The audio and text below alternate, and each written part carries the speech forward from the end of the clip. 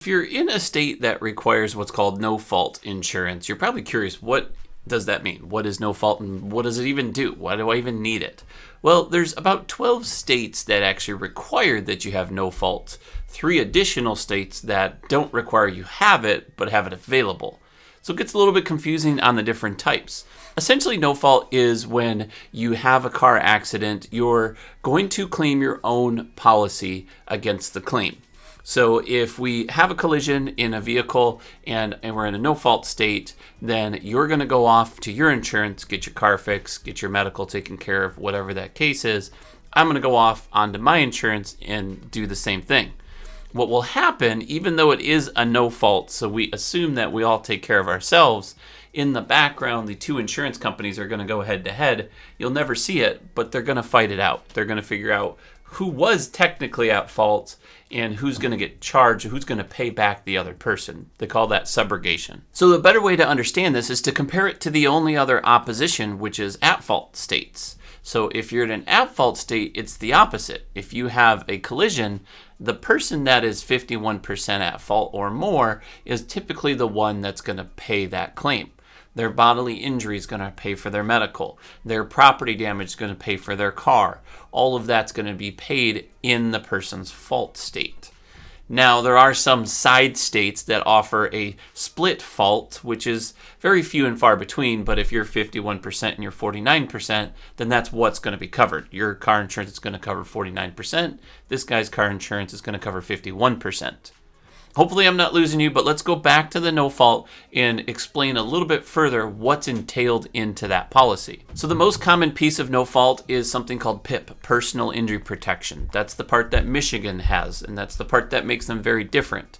In Michigan, it used to be unlimited PIP, and now they have different levels that you can choose. And that's starting to fall suit where all the other states, they just let you choose the levels. For example, Florida, they have a $10,000 PIP. You can even expand that more in writing.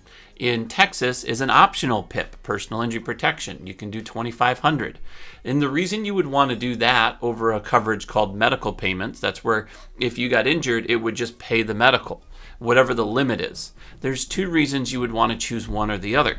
So the medical one is more just a flat number, medical only. The personal injury protection is the medical combined with work loss. So it'll pay part of your wages that you've lost while you're not able to work. It can add death indemnity. So if you die in an accident, it could pay for parts of a funeral. Things like that. It can add some sort of long-term care. If you get hurt and now you need a wheelchair, they're going to pay for that, or a ramp, now that's going to be paid in that, depending on the level of personal injury protection that you carry. Where MedPay or medical payments is just medical. That's all it's going to be. It's all it ever will be.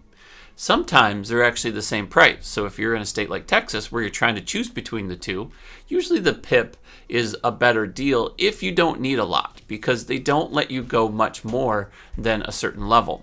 Last time I checked it, it was $2,500, and that's not a lot of medical mixed with work loss. It's really just kind of paying part of your paycheck.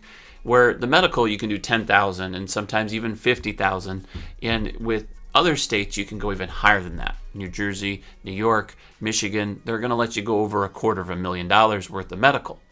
Those are the nice parts about having it. The downfall is there's a cost that plays a factor. Just like if you were to get a medical insurance policy, you're going to pay a certain amount. Well, the more medical you add to your insurance policy, the more expensive it is. One of the reasons Michigan has gotten a lot of flack, and the reason they changed that policy to allow people to lower those medical limits, to lower the initial cost of the policy.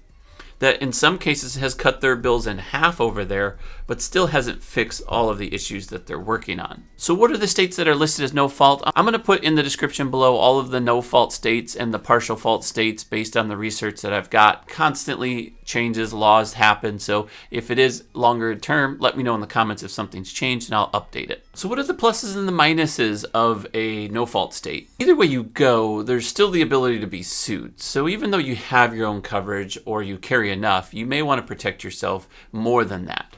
And the reason being is most people don't realize that, great, it wasn't my fault or it was my fault, whatever the case was, the other party can still sue you.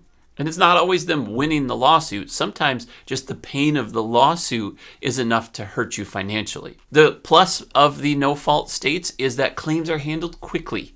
a lot quicker than normal because there's nobody fighting out the arbitration. That's done in the background.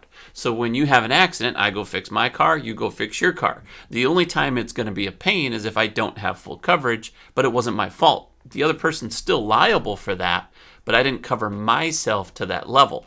In this scenario, I'd have to go after that person to get it taken care of, and now I've got to figure that part out. That extends the time of me getting my car fixed. With the at-fault parties, where somebody is at fault that doesn't have enough coverage, same scenario. I have to go back over to get that person, or I need to carry uninsured motorist property damage or bodily injury. That's to protect myself in case that person has less insurance, and that's called underinsured motorist. The uninsured will cover if they don't have any insurance. So if they were driving without insurance, I'm covered there.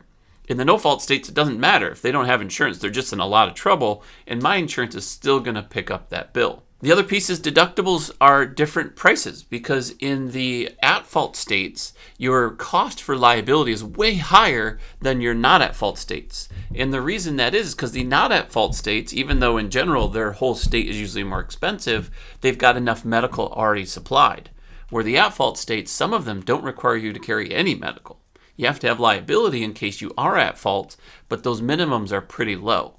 And if you get hurt, you don't have any coverage for you unless you've added that.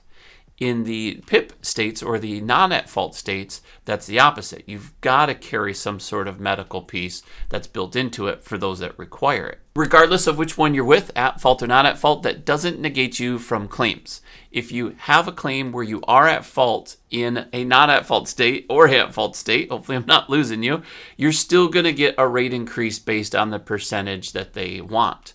So if you have an at-fault claim, you're typically going to see a 15 to 20, sometimes even a 30% rate increase because of the risk has changed. That doesn't have anything to do with whether you're in an at-fault or a not at-fault state. In these cases, that's going to hit your next renewal. And when that policy renews, your percentage going up will be whatever that insurance company charges. So it is very important. If you're still a little bit lost, let me know in the comments below what questions you have. I'd be happy to answer them. If you are looking for a better insurance policy, I'll also link a link below in the description for companies or agents that are in your local area, at least that insure your state.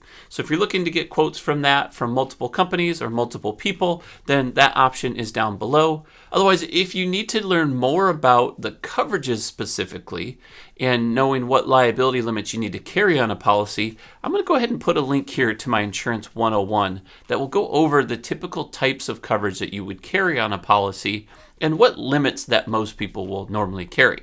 Go ahead and check it out. Otherwise, let me know what questions you have. I'm Mark with Think Insurance. I'll see you in the next one.